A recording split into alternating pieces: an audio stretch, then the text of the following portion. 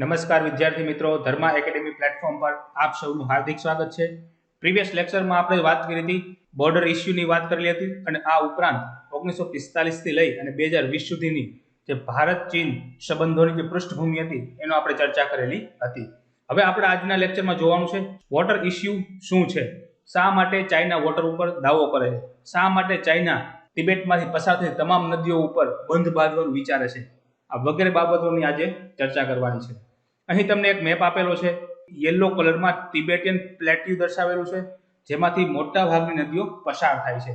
આ વિસ્તાર ચાઇના અંતર્ગત છે, આ વિસ્તાર ભારતનો છે, વચ્ચે તિબેટ પ્લેટ્યુ આવેલું છે। તો અહીં તમે જોઈ શકો છો યારલેંગ નદી પસાર થાય છે, જે આગળ ભારતમાં પ્રવેશતા બ્રહ્મપુત્ર નામે ઓળખાય છે। ત્યારબાદ ઈરાવળી નદી છે, સાલ્વિન નદી છે, મેકોંગ, યાંગત્સે અને યેલો રિવર, એટલે કે તિબેટ પાણીઓનો સોર્સ કહી શકાય, જેમાંથી મોટા ભાગની નદીઓ ઓરિજિન થાય છે।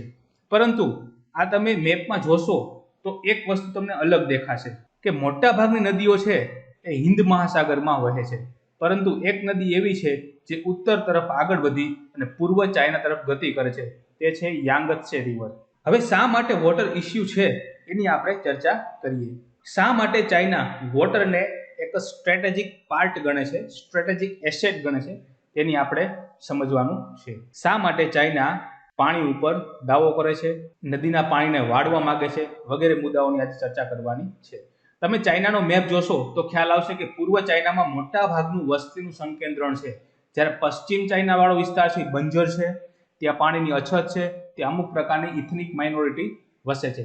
આ ઉપરાંત ત્યાં કશું પ્રોડક્ટિવ વસ્તુ થતી નથી, એટલા માટે એ વિસ્તારને હરિયાળો બનાવવા માટે ચાઇનાએ તિબેટ ઉપર કંટ્રોલ કરેલો છે, એટલે કે ચાઇના તિબેટનો જ ભાગ માને છે। હવે તિબેટને સુકામાં પોતાનો વિસ્તાર માને છે, કારણ કે તિબેટ છે તે મોટા ભાગની નદીઓનો સોર્સ છે, મોટા ભાગનું પાણી આ તિબેટના વિસ્તારમાંથી પસાર થાય છે, તેમાંથી નદી સ્વરૂપે બહાર આવે છે।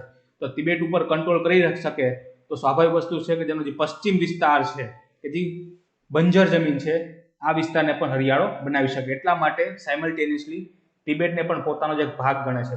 આ ઉપરાંત આ પાણીને ભવિષ્યમાં અછત ન સર્જાય અને આખા ચીનને હરિયાળું બનાવવા માટે પાણી ખૂબ જરૂરી છે, એટલા માટે પાણીને ચાઇના દ્વારા સ્ટ્રેટેજિક એસેટ પણ માનવામાં આવે છે, જેને ગુજરાતીમાં કહી શકાય વ્યૂહાત્મક સંપત્તિ।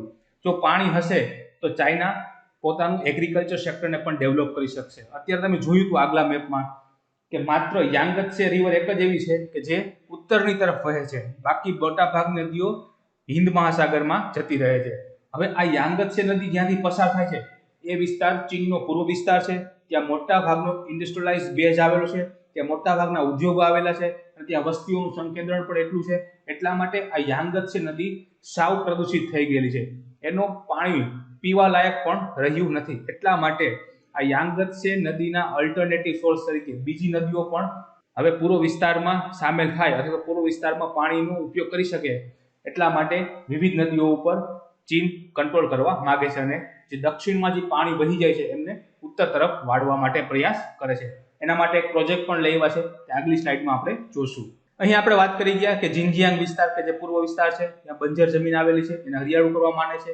બીજું કે ચાઇના જે મેકોંગ એગ્રીમેન્ટ કોન્ટ્રાક્ટ થયો 1995માં, કે જે મેકોંગ રિવર છે તિબેટમાંથી પસાર થઈ અને નીચે સાઉથ એશિયાના વિવિધ દેશોમાંથી પસાર થાય છે, તો આ દેશો સાથે મેકોંગના પાણીના શેરિંગ સંબંધિત ઘણી બધી માહિતીઓ શેરિંગ કરવાની હોય છે, તો આ મેકોંગ એગ્રીમેન્ટનું પણ ચાઇના પાલન કરતું નથી, એટલે ઘણા બધા સાઉથ એશિયાના દેશોની જેમ કે મલેશિયા હોય, થાઈલેન્ડ હોય, વિયેતનામ હોય, આ બધા દેશોને ચાઇના સાથે થોડો ઘણો વિવાદ છે। બીજું કે નદીઓ ઊંચાણવાળા વિસ્તારમાંથી પસાર થાય છે, તિબેટવાળા વિસ્તારમાંથી આગળ વહે છે, એટલા માટે એની સ્પીડ પણ વધારે હશે, આથી જળ વિદ્યુત ક્ષમતા પણ વધારે હશે, તો ચાઇના આ નદીનો ઉપયોગ ડેમ બાંધીને હાઇડ્રો ઇલેક્ટ્રિસિટી પ્રાપ્ત કરવા પણ માંગે છે, એટલા માટે પણ આ નદીઓ ખૂબ જ રીતે મહત્વની છે। આ ઉપરાંત ચાઇના તિબેટને પોતાનો વન ચાઇના પોલિસી અંતર્ગત વિસ્તાર ગણે છે, એનું કારણ છે કે હાઇડ્રો ઇલેક્ટ્રિક પોટેન્શિયલ અને મોટાભાગની રિવરનું ઓરિજિન સ્થાન। હવે આ બધી બાબતથી ભારત માટે ચિંતાનો વિષય શા માટે છે? એક્સપર્ટ દ્વારા એવું કહેવાય છે કે આવનારા વર્ષોમાં ભારતની ચિંતા ઓર વધવાની છે। શું કામ? કારણ કે જે મુખ્ય નદી છે યારલોંગ ઝાંગપો, આ નદી તિબેટમાંથી પસાર થઈ અને અહીં ભારતમાં એન્ટર થાય છે, જેને આપણે બ્રહ્મપુત્રા નદી તરીકે ઓળખીએ છીએ। તો બ્રહ્મપુત્રા નદી ઉપર ચાઇના દ્વારા ઘણા બધા ડેમ બાંધવામાં આવશે ભવિષ્યમાં, જેમાં છે ડાગુ, જેંગમુ, જિયાચા, મોટોવ અને શિયાંગ રિવર. તો આ બધા જ ડેમ બ્રહ્મપુત્રા નદી ઉપર બાંધવામાં આવશે તો સ્વાભાવિક વસ્તુ છે કે બ્રહ્મપુત્રા નદીનો વોટર ફ્લો ઇન્ટરપ્ટ થશે, એટલે કે ઘટી જશે. તિબેટમાંથી જે પાણી સંગ્રહ થઈ અને બ્રહ્મપુત્ર નદી બને છે, આ બ્રહ્મપુત્ર નદી ઉપર જો ડેમ બાંધવામાં આવશે તો સ્વાભાવિક વસ્તુ છે કે જે લોઅર રિપેરિયન એરિયા છે એમાં પાણીની અછત સર્જાશે, ત્યાંની ઇકોસિસ્ટમ ઉપર પણ નુકસાન થશે. તો વાત કરી લઈએ કે ભારતનો જે નોર્થ ઇસ્ટ વાળો વિસ્તાર છે, આપણને ખ્યાલ છે પારિસ્થિતિકી તંત્ર બાયોડાયવર્સિટીની દ્રષ્ટિએ ખૂબ જ મહત્વનો છે. અહીંયા મુખ્ય વોટસ્પોટ પણ આવેલો છે. તો હવે આ વોટસ્પોટમાં પણ આ બેઝિક ઇકોલોજી અથવા બેઝિક પારિસ્થિતિકી તંત્રને ટકાવી રાખવા માટે ઇકોલોજીકલ વોટર ફ્લોની જરૂર પડે છે. જો આ ઇકોલોજીકલ વોટર ફ્લો ઘટી જાય તો સ્વાભાવિક વસ્તુ છે કે ત્યાં વસતી વિવિધ પ્રાણી અને પશુઓની સ્પીસીસ ઉપર ખતરો આવશે. આ ઉપરાંત ચાઇના પોતાના પૂર્વ વિસ્તારમાં પાણીને વાળવા માટે ખૂબ મહત્વનો પ્રોજેક્ટ લાવી છે, જેનું નામ છે great south water division project. એટલે કે જે દક્ષિણ ભારતમાં જે મોટા ભાગની નદીઓ વહી જાય છે એ પાણીને ઉત્તર તરફ વાળવા માંગે છે, એના માટેનો આ પ્રોજેક્ટ છે. ઉત્તરનો ભાગ છે એ હાઇટ વાળો પણ છે અને તે દરેક વિસ્તારમાં પાણી પહોંચાડવું શક્ય છે નહીં. તો આ પાણી દક્ષિણ દિશામાંથી ઉત્તર તરફ કઈ રીતના વાળશે, તો કે પમ્પિંગ કરશે અને ડેમ પણ બાંધશે. તો હવે આ બાબતથી ભારત ઉપર શું સમસ્યા ઉત્પન્ન થશે કે જે બ્રહ્મપુત્ર નદીનો જે ફ્લો છે એ ઘટશે, ફળદ્રુપ જમીન આવેલી છે તો અહીંયા એગ્રીકલ્ચર ઉપર ઇમ્પેક્ટ પડશે, એટલે કે ખાસ કરીને અસમ અને અરુણાચલ પ્રદેશમાં આ અસર જોવા મળશે. આ ઉપરાંત બ્રહ્મપુત્ર આગળ બાંગ્લાદેશમાંથી પણ પસાર થાય છે તો બાંગ્લાદેશમાં પણ વોટરફ્લો ઘટશે, ત્યાં રહેલી ફળદ્રુપ જમીનને પણ નુકસાન થશે, નવી જમીન નહીં બને, ત્યાં પાણીની અછત સર્જાશે, તો ત્યાં કૃષિ નબળી રહેશે, ત્યાં સ્વાભાવિક વસ્તુ છે કે આવક ઘટશે, તો ત્યાંના લોકો વળી પાછા ભારતના ઉત્તર પૂર્વ વિસ્તારમાં માઇગ્રેશન કરશે. તો માઇગ્રેશન કરશે તો સૌથી મોટો અત્યારે ઓલરેડી આંતરિક સુરક્ષાને ખતરો લઈને છે, આ આંતરિક સુરક્ષાનો ખતરો ભવિષ્યમાં ઓર વધશે. તો આ લિંક પણ આપણે બેસાડી શકીએ. આ ઉપરાંત ભારતની મોટા ભાગની નદીઓ દેશના લોકોના નાગરિકોના કલ્ચર સાથે સંકળાયેલી છે. પ્રાચીન સમયથી જ આપણે નદીઓની પૂજા કરીએ છીએ, નદીઓને દેવી સ્વરૂપે માનીએ છીએ. તો આ જે બ્રહ્મપુત્ર નદી છે એ પણ ઉત્તર પૂર્વના વિસ્તારનો જે ભાગ છે ત્યાંથી પસાર થાય છે, એટલે ત્યાંના લોકોનું જે કલ્ચર છે એ બ્રહ્મપુત્ર નદી સાથે સંકળાયેલું છે. બ્રહ્મપુત્રની સેવા કરે છે, બ્રહ્મપુત્રની પૂજા કરે છે અને એક દેવી સ્વરૂપે માને છે. તો સ્વાભાવિક વસ્તુ છે કે આ બ્રહ્મપુત્ર નદીમાં પાણીનો ફ્લો ઘટશે તો જે ઉત્તર પૂર્વની જે લાઇફલાઇન છે એટલે કે ત્યાંના લોકોને અસર થશે અને ત્યાંનું જે કલ્ચરલ ઇમ્પોર્ટન્સ છે એને પણ અસર થશે.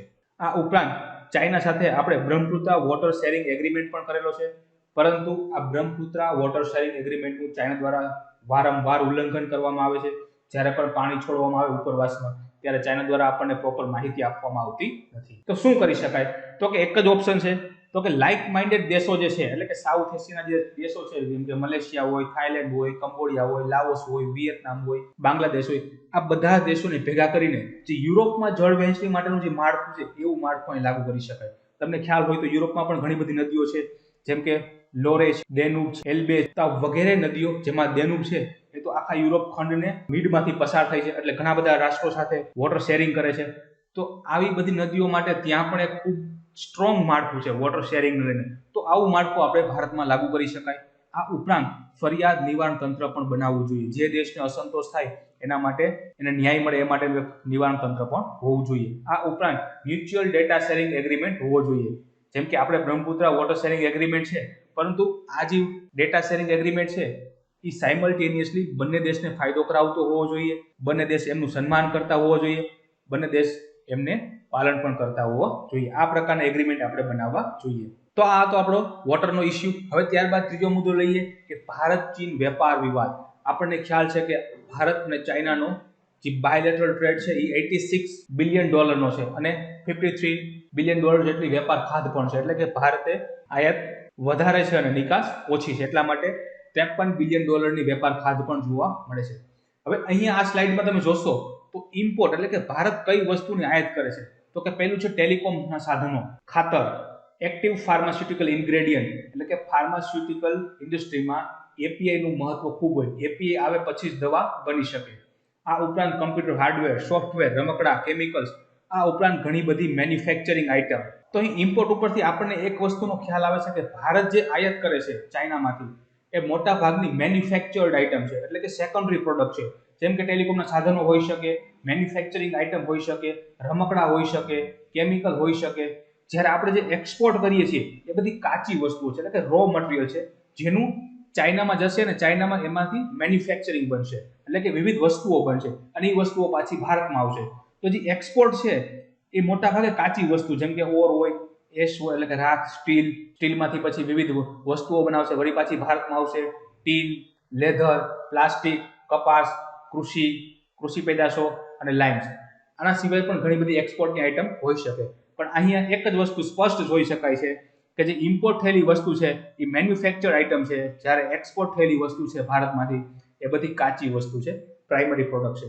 એટલા માટે હંમેશા પ્રાઇમરી પ્રોડક્ટની વેલ્યુ ઓછી હોય, જ્યારે મેન્યુફેક્ચરિંગ પ્રોડક્ટની વેલ્યુ કેવી હોય છે, વધારે હોય છે. એટલા માટે આપણે અહીંયા વેપારની ખાધ જોવા મળશે. આ ઉપરાંત ભારત કૃષિ ક્ષેત્રમાં આગળ છે, આમ છતાં પણ ભારત પોતાની જે વેલ્યુ એડેડ પ્રોડક્ટનું એક્સપોર્ટ ચાઇનામાં કરી શકતું નથી. તો અહીંયા આપણે એક ખામી જોવા પણ મળે છે. અહીં એક ઇમેજમાં એક ગ્રાફ દર્શાવેલો છે, જેમાં કેટલા અમાઉન્ટમાં આપણે ઇમ્પોર્ટ કરીએ છીએ, કેટલા અમાઉન્ટમાં આપણે એક્સપોર્ટ કરીએ છીએ, એનો એક ગ્રાફ દર્શાવેલો છે. તમે જોઈ શકો છો કે 2016-17 બાદ આપણી જે ઇમ્પોર્ટ હતી 76.4 બિલિયન ડોલર હતી, જે હવે ઘટી છે, એટલે કે 65.3 બિલિયન ડોલર થઈ છે. હવે જ્યારે એક્સપોર્ટની વાત કરીએ તો એક્સપોર્ટ પણ સ્લાઇટલી વધ્યું છે, પણ આપણી જે વેપાર ખાધ છે એ અત્યારે કેટલી છે તો કે 53 બિલિયન ડોલર. આપણે પ્રયાસ કરીએ છીએ કે એક્સપોર્ટ વધે અને ઇમ્પોર્ટ ઘટાડવાના પ્રયાસ કરીએ, જેથી કરીને વેપાર ખાધ ઘટે. એમાં સ્લાઇટલી આપણને સફળતા મળી છે, આમ છતાં પણ આપણે હજી ઘણા બધા પગલાં લેવાની જરૂર છે. હવે ટ્રેડ ડેફિસિટના બીજા કયા કારણ છે તો કે આપણું જે મેન્યુફેક્ચરિંગ સેક્ટર છે એ ખૂબ નબળું છે. શું કામ? કારણ કે એમાં જટિલ લેબર લો આવેલા છે. આ ઉપરાંત ઘણા બધા ટેક્સના કાયદાઓ એવા છે કે જે ટેક્સની ગણતરીમાં બાધારૂપ બને છે અને કંપનીઓને વધારે ટેક્સ ચૂકવવો પડે છે. એના કારણે કંપનીઓમાં નિરાશા વ્યાપી જાય છે અને જે એક્સપાન્ડ ભારતમાં કરવું જોઈએ એ પ્રમાણે ઇન્ડસ્ટ્રીનું એક્સપાન્ડ થતું નથી. આ ઉપરાંત આપણે જે તમે જોઈ શકો છો કે પુઅર ઇન્ફ્રાસ્ટ્રક્ચર છે, લોજિસ્ટિક પાછળ આપણે ઘણો બધો ઓછો ખર્ચ કરીએ છીએ, ટ્રાન્સપોર્ટેશનની સુવિધા નથી, પછી આપણા પછી પાડોશી દેશો છે એની સાથે કનેક્ટિવિટી પૂરતી નથી, જેમ કે બાંગ્લાદેશ હોય, નેપાળ હોય, ઇવન ભૂટાન હોય, ચાઇના હોય, એની સાથે પણ પ્રોપર કનેક્ટિવિટી છે નહીં. આ ઉપરાંત ભારત અત્યારે એનર્જી સિક્યુરિટી માટે લડી રહ્યો છે, તો સ્વાભાવિક વસ્તુ છે કે આપણે એનર્જીની અછત હોવાની છે. તો આ એનર્જી હંમેશા કોઈ પણ ઇન્ડસ્ટ્રીઝ માટેનો બેઝ હોય. જો 24/7 એનર્જી નહીં મળે તો એ ઉદ્યોગ ચાલશે નહીં, તો ઓટોમેટિક આઉટપુટ છે તે ઘટી જશે, એટલે કે ઉત્પાદન ઘટશે. ઉત્પાદન ઘટે તો સ્વાભાવિક વસ્તુ છે કે જે પ્રોડક્ટની વેલ્યુ પણ ગ્રોસલી ઓછી થશે, તો આપણો જીડીપી પણ ઓછો રહેશે. આ ઉપરાંત બીજું એક એ પણ કારણ છે કે ભારત જે છે એ ચાઇનીઝ રોકાણ ઉપર નિયંત્રણ લાદે છે. ઘણી વખત અમુક એરિયામાં ચાઇનીઝનું રોકાણ ભારતવાળા આવવા દેતા નથી, એટલે કે ભારત એના ઉપર પ્રતિબંધ મૂકી દે છે. તો આ પણ એક મુખ્ય કારણ છે. આ ઉપરાંત નિકાસ પ્રમોશન યોજનામાં રેડ ટેપિઝમ જોવા મળે છે, એટલે કે ભારતના ઘણા બધા એરિયા એવા છે કે જેમાંથી મેક્સિમમ વસ્તુઓની આપણે નિકાસ કરી શકીએ, વેલ્યુ એડેડ પ્રોડક્ટની નિકાસ કરી શકીએ, ઇવન હવે તો આપણે સર્વિસ સેક્ટરની વસ્તુઓનું પણ નિકાસ કરી શકીએ. પરંતુ જે આ નિકાસ પ્રમોશન યોજના એટલે કે એક્સપોર્ટ પ્રમોશન જે સ્કીમ છે એમાં રેડ ટેપિઝમ જોવા મળે છે, એટલે કે આ ફાઇલો છે એ ઉપલા ડિપાર્ટમેન્ટમાં પસાર થતી નથી. ફાઇલો એક વખત ફાઇલ ટેબલ ઉપર આવી એટલે એની ઉપર એમનેમ રહે છે, એમાં કોઈ પણ પ્રકારની કાર્યવાહી કરવામાં આવતી નથી, ફાઇલ આગળ વધતી નથી, એટલા માટે પ્રોસેસ પણ આગળ થતી નથી. તો આ પ્રકારની આજના જે બ્યુરોક્રેટ્સ છે એમાં આ પ્રકારની મેન્ટાલિટી પણ જોવા મળે છે, એને કારણે કાર્ય ધીમી ગતિથી થાય છે. આ ઉપરાંત બીજી વસ્તુની વાત કરીએ તો ભારતની માસ્ટરી શેમાં છે તો કે આઈટી સેક્ટર, ફાર્માસ્યુટિકલ વસ્તુઓ, કૃષિ પેદાશો, આમાં આપણે પ્રવીણ છીએ. પરંતુ ચાઇના પોતાનું બજાર આવી વસ્તુઓ માટે ઓપરેટ કરતું નથી. શું કામ? કારણ કે બંને વચ્ચે સ્પર્ધા છે. જો ચાઇના પોતાનું માર્કેટ આપણા માટે ખુલ્લું મૂકે તો સ્વાભાવિક વસ્તુ છે કે એની વસ્તુની ડિમાન્ડ વિશ્વના બીજા માર્કેટમાં ઘટશે. એટલા માટે ચાઇના પોતાનું બજાર આપણને આપતું નથી. આ ઉપરાંત ઘણી બધી ટેરિફ નીતિઓ, વિઝા પ્રતિબંધ વગેરે પણ અવરોધક પરિબળો જોવા મળે. પાડોશી દેશો સાથે આપણે કનેક્ટિવિટીનો અભાવ છે. હમણાં જોયું કે નેપાળ, ભૂટાન, ચાઇના આ બધા જ દેશો સાથે આપણે કનેક્ટિવિટીનો ઇસ્યુ છે. આપણે ઇન્ડિયા, ચાઇના, બાંગ્લાદેશ અને મ્યાનમાર, જેને આપણે BMIC કોરિડોર કહે છે, તો આ જે કનેક્ટિવિટીનો પ્રોજેક્ટ પણ એમને ઘણા સમયથી ડિલે થઈ રહ્યો છે. આ ઉપરાંત મુક્ત વ્યાપાર સમજૂતી, આ પણ એક સૌથી મોટું અવરોધક પરિબળ છે. જેમ કે આપણે સાઉથ એશિયન દેશો છે એની સાથે ફ્રી ટ્રેડ એગ્રીમેન્ટ છે. આ ફ્રી ટ્રેડ એગ્રીમેન્ટ હોય એટલે ભારતની અને સાઉથ એશિયાની જે દેશો વચ્ચેનો જે આયાત નિકાસમાં થતો વ્યાપાર છે, એ વેપારમાં મોટાભાગની વસ્તુઓ ખૂબ જ ઓછા ટેરિફ દરે આયાત નિકાસ થતી હોય છે. હવે ચાઇના સાથે આપણે ફ્રી ટ્રેડ એગ્રીમેન્ટ છે નહીં, પરંતુ ચાઇના શું કરે તો કે ચાઇના આજે સાઉથ એશિયાના દેશો છે એની સાથે ફ્રી ટ્રેડ એગ્રીમેન્ટ કરેલું છે, એટલે કે ચાઇનીઝ વસ્તુ બધી સાઉથ એશિયન કન્ટ્રીમાં આવશે, એટલે કે ઇન્ડિયાએ સાઉથ એશિયન દેશો સાથે ફ્રી ટ્રેડ એગ્રીમેન્ટ કરેલું છે, તો સાઉથ એશિયામાંથી વસ્તુઓ બધી ઇન્ડિયામાં આવશે. તો તમે જોઈ શકો છો કે ભારત અને ચાઇનાને ડાયરેક્ટ ફ્રી ટ્રેડ એગ્રીમેન્ટ ન હોવા છતાં પણ ચાઇનાની વસ્તુ આ રૂટ દ્વારા ભારતમાં ઘૂસી જાય છે અને ભારતના માર્કેટમાં પોતાનું પ્રભુત્વ જમાવી દે છે. તો આ પણ એક મુદ્દો એવો છે કે જે ભારતની ટ્રેડ ડેફિસિટ વધારી રહ્યો છે. હવે આ ટ્રેડ ડેફિસિટને નિવારવા માટે ભારત સરકારે કેવા પગલાં લીધા છે? તો ભારત ઘણી વખત એન્ટી ડમ્પિંગ ડ્યુટી પણ નાખે છે, કાઉન્ટર વેલિંગ ડ્યુટી પણ નાખે છે. તો એન્ટી ડમ્પિંગ ડ્યુટી એટલે શું? આ એક પ્રકારની પ્રોટેક્શનિસ્ટ ટેરિફ છે. કેવી છે? પ્રોટેક્શનિસ્ટ ટેરિફ એટલે કે રક્ષણાત્મક પોલિસી છે. જ્યારે ચાઇના પોતાની વસ્તુ ભારતમાં નિકાસ કરવા માંગતું હોય અને એ વસ્તુનો ભાવ પ્રોડક્શન કોસ્ટ કરતાં પણ ઓછો હોય ત્યારે ભારત સરકાર એન્ટી ડમ્પિંગ ડ્યુટી નાખે છે. શું કામ? જેથી કરીને ભારતની જે ડોમેસ્ટિક ઇન્ડસ્ટ્રી બેઝ છે એને રક્ષણ કરી શકાય. ઘણી વખત ચાઇના શું કરે કે પોતાની વસ્તુઓ વિદેશમાં ઠાલવવા માટે સરકાર સબસિડી આપે અને એ સબસિડી એટલી બધી વધારે હોય કે જેથી કરીને એ વસ્તુ જ્યારે ભારતમાં આવે તો ભારતની વસ્તુ એની સામે મોંઘી લાગે. તો આવા સમયે ભારત સરકાર ઇક્વલ પ્લેટફોર્મ પૂરું કરવા માટે કાઉન્ટર વેલિંગ ડ્યુટી પણ નાખવામાં આવે છે. તો એન્ટી ડમ્પિંગ ડ્યુટી અને કાઉન્ટર વેલિંગ ડ્યુટી આપણને ખ્યાલ હોવી જોઈએ, ફિલ્મ્સના પર્સપેક્ટિવથી ખૂબ જ મહત્વની છે. આ ઉપરાંત આપણે સાગરમાલા પ્રોજેક્ટ દ્વારા બેટર કનેક્ટિવિટી કરવાનો પ્રયાસ કરી રહ્યા છીએ. જેમ કે સાગરમાલા પ્રોજેક્ટ શું છે? તો કે જેટલા પણ પોર્ટ છે એ પોર્ટને વેલ કનેક્ટ કરવાના છે, એની સાથે દેશના અન્ય ધોરીમાર્ગો છે એને પણ કનેક્ટ કરવાના છે. આ ઉપરાંત 2016માં ભારત સરકારે ઇન્વેસ્ટ ઇન ઇન્ડિયા ફોરમ બેઇજિંગમાં આયોજન થયું. તો આ ઇન્વેસ્ટ ઇન ઇન્ડિયા ફોરમનું પણ મહત્વ એ છે કે ભારત વધુમાં વધુ એક્સપોર્ટ કરે એના માટેનું વાતાવરણ ડેવલપ કરવું. ભારત સરકારે આત્મનિર્ભર પ્રોજેક્ટ માટે ડોમેસ્ટિક ઇન્ડસ્ટ્રીને પ્રોત્સાહન આપવા માટે અને વધુમાં વધુ વસ્તુઓનું નિર્માણ ભારતમાં થાય એના માટે મેક ઇન ઇન્ડિયા પ્રોજેક્ટ પણ અમલીકરણ આવ્યો છે અને મેક ઇન ઇન્ડિયા પ્રોજેક્ટ ઘણા બધા સેક્ટરમાં સફળ પણ રહ્યો છે. આ ઉપરાંત રિજનલ કોમ્પ્રિહેન્સિવ ઇકોનોમિક પાર્ટનરશિપ આની સાથે પણ સંકલન સાધવાની જરૂર છે. ભારત સતત પ્રયાસ કરી રહ્યો છે કે આરસીપીમાં ભારતને મેમ્બર પદ મળી જાય. જો મેમ્બર પદ મળી જશે તો ભારતને એક નવું સાઉથ ઇસ્ટ એશિયાનું માર્કેટ મળશે અને ભારતની એક્સપોર્ટ પણ વધશે. હવે ચોથો મુદ્દો છે વન બેલ્ટ વન રોડ વિવાદ. શું છે? અથવા તો વન બેલ્ટ વન રોડ શા માટે ભારત માટે નુકસાનકારક છે? એના વિવિધ એંગલોની આપણે જે તપાસ કરવાની છે. પહેલા તો વન બેલ્ટ વન રોડને ઇંગ્લિશમાં અથવા શોર્ટમાં OBOR પણ કહે છે. આ OBOR નું કદ જોઈને આપણને ખબર પડશે કે આ પ્રોજેક્ટ ચાઇના માટે કેટલો મહત્વનો હશે. પહેલું તો 60 દેશોનો સમાવેશ થાય છે. આ ઉપરાંત વિશ્વનો જે ગ્લોબલ જીડીપી છે એનો 55% જીડીપી આ વિસ્તારમાં આવેલો છે, એટલે કે 55% જીડીપીનો સમાવેશ થશે.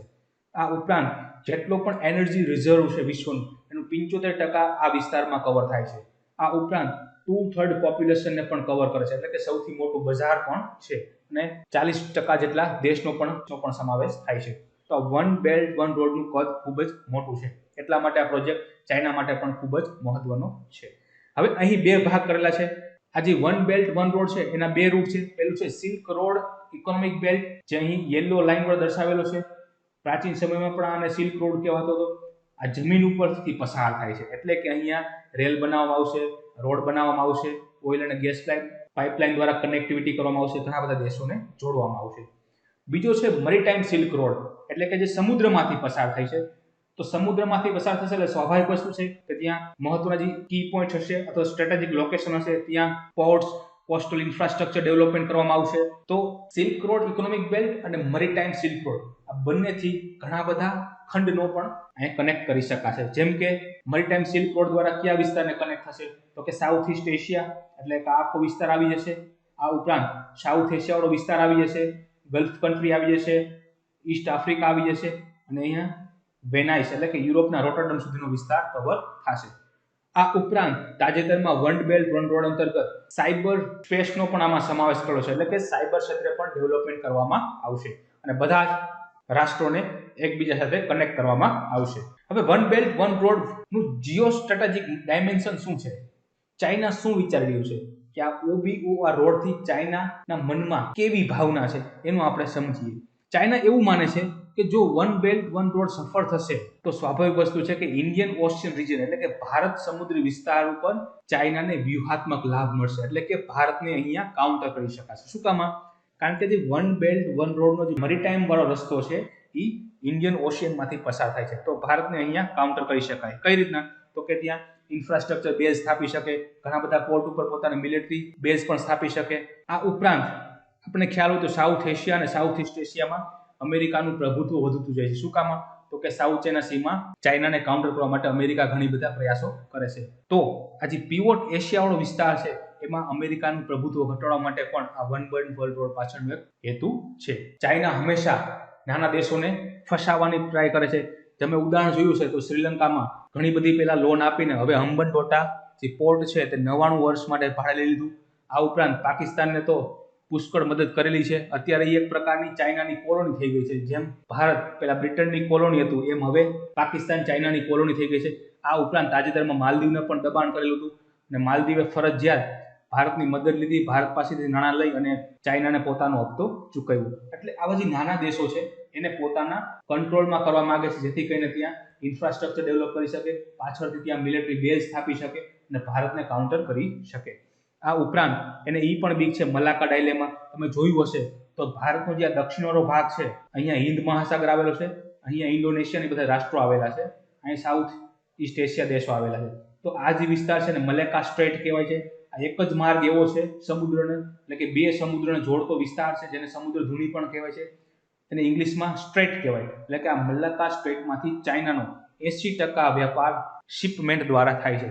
હવે જો ભારત સરકાર અહીંયા અંદમાન નિકોબાર વિસ્તાર આવેલો છે, અંદમાન નિકોબાર વિસ્તારમાં પણ અહીંયા મિલિટરી બેઝ આવેલો છે. જો ભારત આ મલક્કા સ્ટ્રેટને બંધ કરી દે તો ચાઇનાનો જે વેપાર છે એને સૌથી મોટું નુકસાન થાય. એટલા માટે ચાઇના મેરીટાઈમ રૂટ દ્વારા ગ્વાદર પોર્ટનો પણ લાભ લેવા માંગે છે જે પાકિસ્તાનમાં આવેલો છે.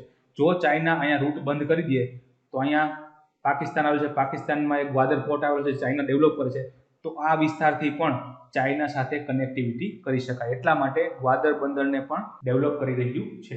એટલે કે ભારત જો મલક્કા સ્ટ્રેટ બંધ કરશે તો ચાઇના માટે અલ્ટરનેટિવ રૂટ છે ગ્વાદર પોર્ટથી સીધું પાકિસ્તાન, પાકિસ્તાનથી અફઘાનિસ્તાન, અફઘાનિસ્તાનથી સીધું ચાઇનાવાળો વિસ્તાર અહીંયા ટચ થઈ જશે.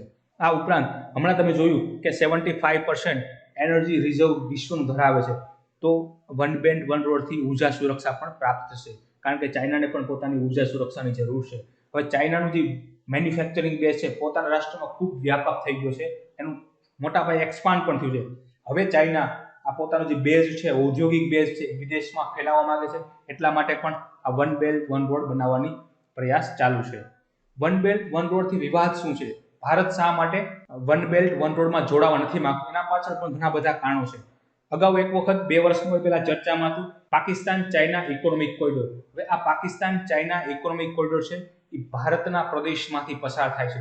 તમે જોઈ શકો છો અહીં ચાઇના આવેલું છે, અહીં જમ્મુ કાશ્મીર દર્શાવેલું છે અને આ પાકિસ્તાન વાળો વિસ્તાર છે.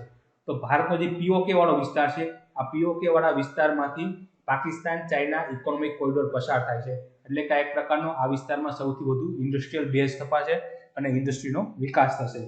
તો આજે ચાઇના પાકિસ્તાન ઇકોનોમિક કોરિડોર છે એક પ્રકારનો વન બેલ્ટ વન રોડનો જ પાર્ટ હોવાથી ભારત આનો વિરોધ કરી રહ્યું છે અને ભારતે આમાં જોડાવાની ના પાડી, કારણ કે આ સીધું જ ભારતના સાર્વભૌમત્વ ઉપર ખતરો ઊભો થઈ રહ્યો છે. કારણ કે એક વખત ચાઇના અહીંયા રોડ ડેવલપ કરી દે અથવા તો કોરિડોર ડેવલપ કરી દે તો આ ફ્રન્ટ ખુલી જશે. એટલે કે ચાઇના ભારતને આ વિસ્તારમાંથી કાઉન્ટર કરી શકે. આ ઉપરાંત પાકિસ્તાન પણ આ વિસ્તારમાંથી કાઉન્ટર કરી શકે.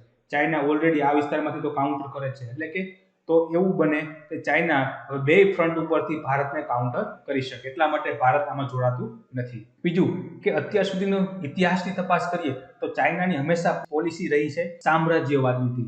પોતાની પાછળ કંઈક રાજકીય હિતો સંકળાયેલા. કોઈ પણ વસ્તુ ડેવલપ કરે, ગમે તે પ્રકારનું માળખાનો વિકાસ કરે, એની પાછળ એનો કંઈક મિલિટરી હેતુ અથવા રાજકીય હેતુઓ રહેલા હોય છે. એટલે કે એ પોતાના હિતોને સાધવા માટે જ હંમેશા પોતાના પ્રયાસો કરતા હોય છે.